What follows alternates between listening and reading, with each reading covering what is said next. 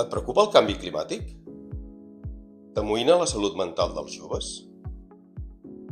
T'alarma la violència, el masclisme i l'abús? Et fan patir els estudis?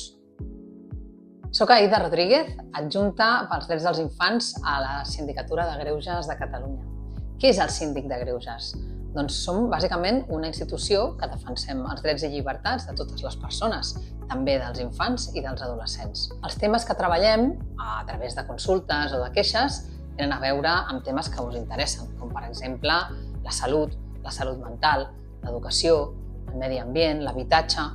El dret a tenir una opinió pròpia, a que aquesta sigui escoltada, a poder-la expressar i a que sigui significativa, és un dret que ens interessa i ens preocupa. Per això, des de l'any 2007, tenim un Consell Assessor Jove format per nois i noies de tot el territori de tercer i quart d'ESO. Ens reunim un cop al mes i tractem els temes que vosaltres heu triat, aquells que us interessen.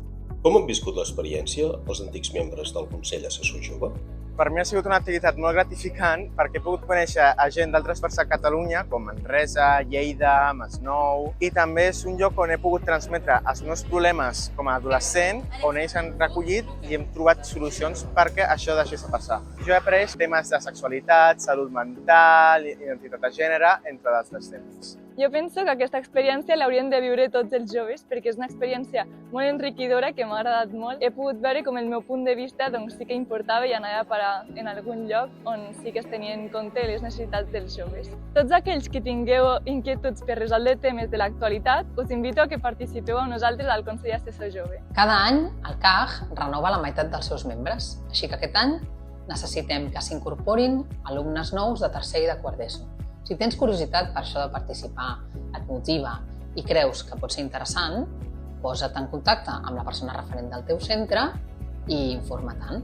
Defensar els drets és cosa de tots i totes.